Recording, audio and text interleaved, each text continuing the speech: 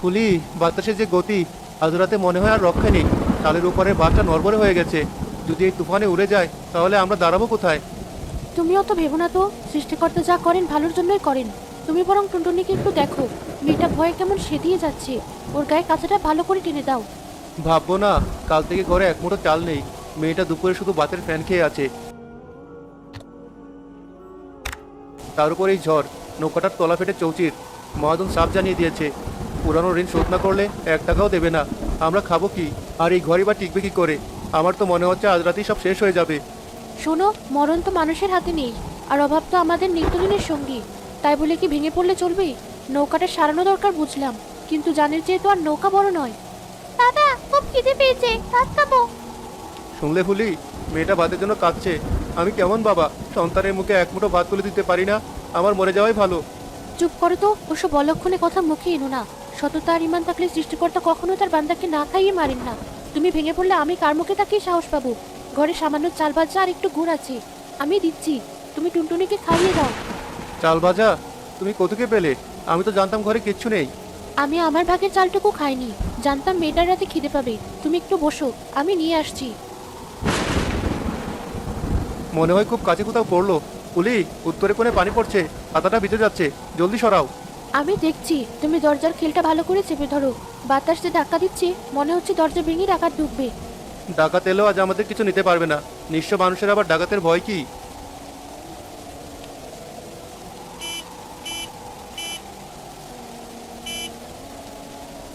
ফুলি, শুনলে? মনে হলো গাড়ির হর্ন। এই তুফানের মধ্যে। হ্যাঁ, আমিও তো শুনলাম, কিন্তু এই ভাঙা রাস্তায় গাড়ি আসবে কোত্থেকে? তুমি ভুল শুনছো না তো, নাকি বাতাসের শব্দ? না না, ওই তো আবার বাজলো। পিপ পিপ পিপ। কেউ কি বিপদে পড়লো? নাকি জিন পড়ি? জিনপরি হর্ন বাজাবে কেন? নিশ্চয়ই কোনো মানুষ বড় বিপদে পড়েছে। তুমি দরজাটা একটু ফাঁক করে দেখো তো। তবে সাবধান, হুট করে বের হইও না, কে জানে কারা। কে? কে ওখানে? গাড়িটি এই কাদায় কে দাঁড়িয়ে? ভাই, ও ভাই, একটু সাহায্য করবেন? আমরা খুব বিপদে পড়েছি, আমাদের বাঁচান। মানুষের গলা মনে হচ্ছে, ভদ্রলোক মনে হয়, কণ্ঠে খুব আকুতি। তুমি জলদি যাও, সৃষ্টিকর্তা না করুন, হয়তো কোনো বড় বিপদ হয়েছে। আমি যাচ্ছি, তুমি টুনটুনিকে সামনে রাখো, আমি দেখছি ব্যাপারটা কি।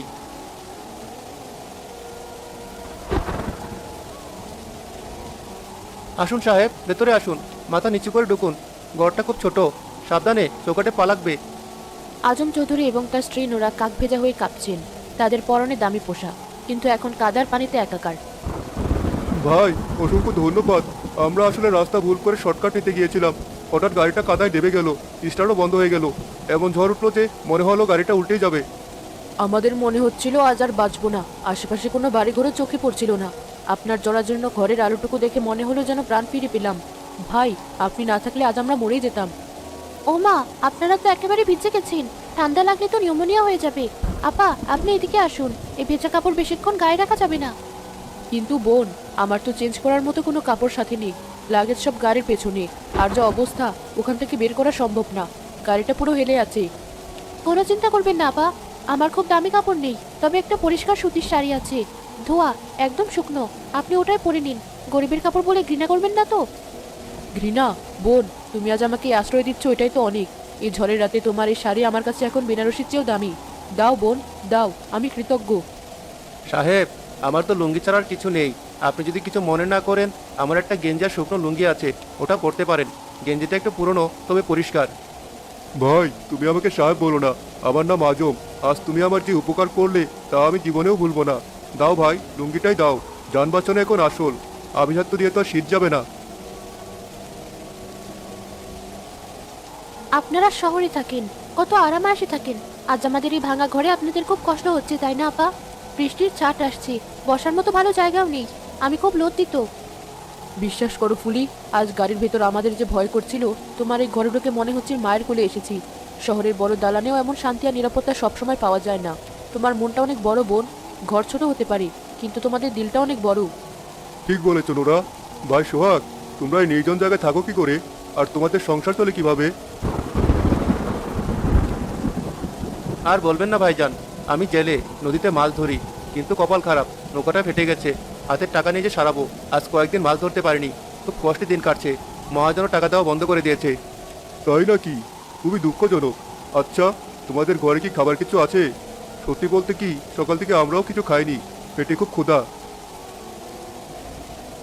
ঘরে আসলে আছে ভাইজান, গরিবের খাবার আপনারা মুখে দিতে পারবেন কিনা জানি না। একটু চাল ভাজা আর গুড় আছে, আমি এখনই দিচ্ছি, আপনারা বসুন। তুমি ওসব কি বলছো? খিদে লাগলে অমৃতের চেয়েও চাল ভাজা সুস্বাদু লাগে। তুমি নিয়ে এসো, আমরা সবাই মিলে ভাগ করে খাবো।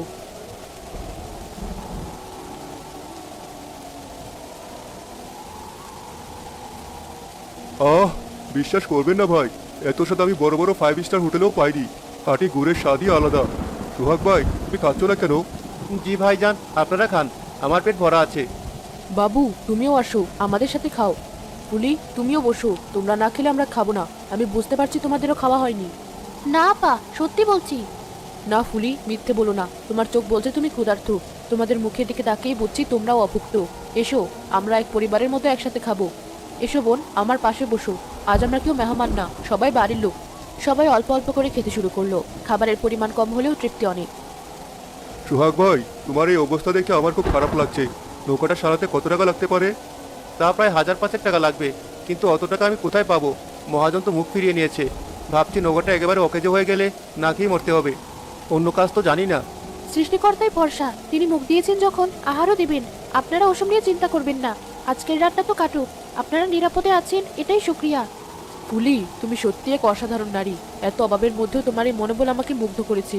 শহরের নারীরা পান থেকে চুন খসলেই হতাশ হয়ে পড়ে, আর তুমি পাহাড় সমান বিপদ নিয়ে হাসছো। তোমার এই শাড়িটা আমি স্মৃতি হিসেবে রেখে দিতে চাই। এটা আপনারই আপা, আপনাকে খুব মানিয়েছে। আপনি এটা রাখলে আমি খুব খুশি হব। আপনারা রাতটা একটু কষ্ট করে এই মাদুরে শুয়ে পড়ুন। আমাদের তো ভালো বিছানা নেই, কথাগুলো একটু ছেঁড়া, মাফ করবেন। সুহাগ ভাই, তুমি বারবার ক্ষমা চাইছো কেন? আজ তোমরা আমাদের যা দিলে তা রাজার ভাণ্ডারও মেলে না। সেটা হলো নিরাপত্তার ভালোবাসা। আপনারা ঘুমান, আমরা জেগে আছি। যদি বৃষ্টির পানি ঘরে ঢুকে আমরা সেচবো, আপনারা নিশ্চিন্তে ঘুমান। না, তোমরাও শো। এক কোণে আমরা সবাই মিলে রাতটা কাটিয়ে দেব। গল্প করতে করতে রাত পার হয়ে যাবে।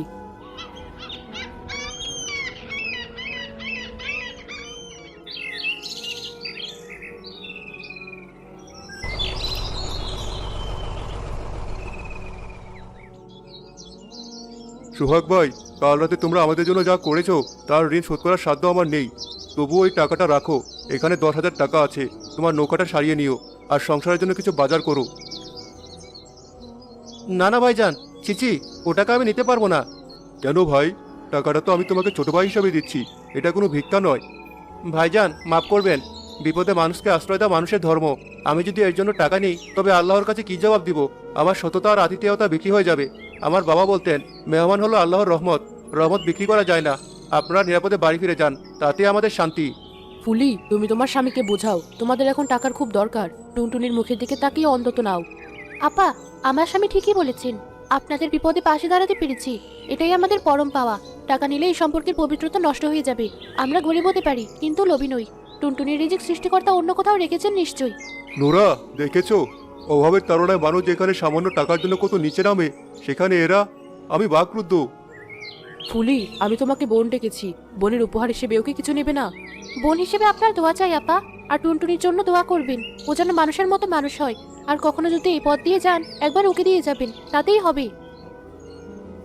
হ্যাঁ, ঠিক আছে সোহাগ ভাই, আমি আর জোর করব না। তোমার এই আত্মসম্মানবোধ আমাকে আজ নতুন করে মানুষ চিনতে শেখালো। তবে মনে রেখো, আল্লাহ তাআলা সব দেখেন, মানুষের ভালো কাজ কখনো বিফলে যায় না। জি ভাইজান, আপনারা সাবধানে যাবেন, রাস্তাটা এখন অনেক পিচ্ছিল। আমি আবার আসবো ফুলি, তোমাকে দেখতে আসবো। ভালো থেকো বোন।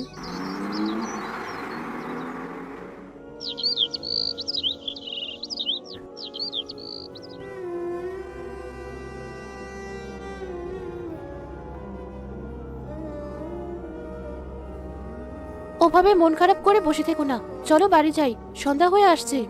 ফুলি, আজ 3 দিন হলো চুলায় হাঁড়ি চড়েনি। কাল টুনটুনিটা খিদের জ্বালা সারা রাত কেঁদেছে, আজ আর কান্নাও করছে না, নিস্তেজ হয়ে পড়েছে। আমার সততা কি আমার মেয়ের পেট ভরাবে? সেদিন টাকাটা নিলে আজ হয়তো এই অবস্থা হতো না। আমার খুব আফসোস হচ্ছে ফুলি। খবরদার, অমন কথা ভুলেও বলবে না। তুমি যা করেছো ঠিক করেছো। ওই টাকা নেওয়া আমাদের উচিত হতো না।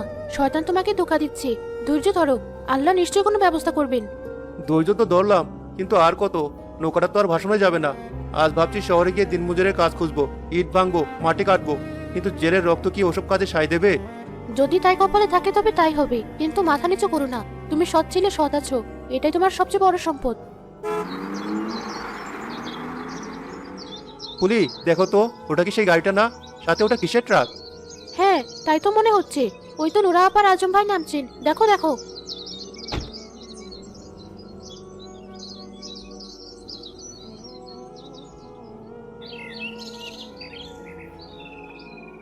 কেমন আছো সুহাগ ভাই, পুলি বোন? ভাইজান, আপনারা আবার আর আর এই ট্রাক, এই নৌকা, এসব কি? আমি তো কিছু বুঝতে পারছি না।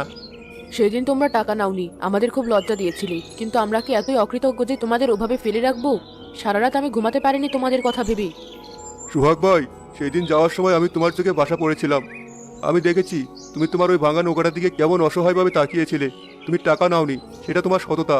আর এই নতুন নৌকাটা হলো তোমার সেই সততার পুরস্কার। কিন্তু কিন্তু ভাইজান, এত বড় নৌকা, এত দামি জাল, আমি তো এসবের যোগ্য নই। এ তো অনেক টাকার জিনিস। তুমি এর চেয়েও বেশি কিছু যোগ্য ভাই। যে মানুষ নিজের পেটে ক্ষুধা রেখে অতিথির সেবা করতে জানে, তার চেয়ে ধনী এই দুনিয়ায় আর কে আছে? ফুলি, ট্রাকের পেছনে তোমাদের জন্য 1 বছরের চাল, ডাল, তেল আর টুনটুনের জন্য অনেক নতুন জামা আর খেলনা আছে। আর না করতে পারবে না, কিন্তু এটা বোনের অধিকার। তুমি যদি না করো তবে আমি খুব কষ্ট পাবো। আপা, আপনারা মানুষ না ফেরেশতা? আমাদের মতো গরিবদের জন্য আপনারা এত কিছু করলেন। আল্লাহ আপনাদের ভালো করুন। চুপ করো পাগলি মেয়ে, তোমরা সেদিন যা করেছো তার তুলনায় এ কিছুই না। তোমরা আমাদের শিখিয়েছো অট্টালিকা থাকলেই মানুষ বড় হয় না, বড় হতে হলে তোমার মতো বিশাল কলিজা লাগে। সুহাগ ভাই, শুধু নৌকা না, আমি শহরে আমার এক বন্ধুকে বলেছি, তুমি যে মাছ ধরবে তার ন্যায্য দাম যাতে পাও সে ব্যবস্থা সে করে দেবে। আর মহাজনের ঋণ কত আছে? জি, 3000 টাকা। ওটা আমি শোধ করে দিয়েছি আসার পথেই। মহাজনকে বলে এসেছি, আর যেন তোমাকে বিরক্ত না করে। এখন থেকে তুমি স্বাধীন। ইয়া আল্লাহ, তোমার শুক্রিয়া। তুমি যে এমনভাবে মুখ তুলে চাইবে তা আমি স্বপ্নেও ভাবিনি। পুলি, দেখলে, তুমি ঠিকই বলেছিলে, সততার দাম আল্লাহ এভাবেই দেন। মা, মা, দেখো নতুন জামা, কি সুন্দর পুতুল, লাল রঙের পুতুল। আল্লাহ আমাদের দিকে মুখ তুলে চেয়েছেন। ধন্যবাদ আঙ্কেল। বেঁচে থাকো মা, বড় হও। চলো ফুলি, আজ আমরা সবাই মিলে এই নতুন নৌকায় উঠব। জি আপা, অবশ্যই। ভাইজান আসুন, আজ আমার খুশির দিন।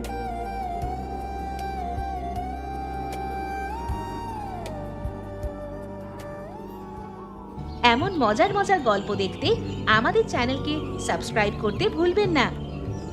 আচ্ছা।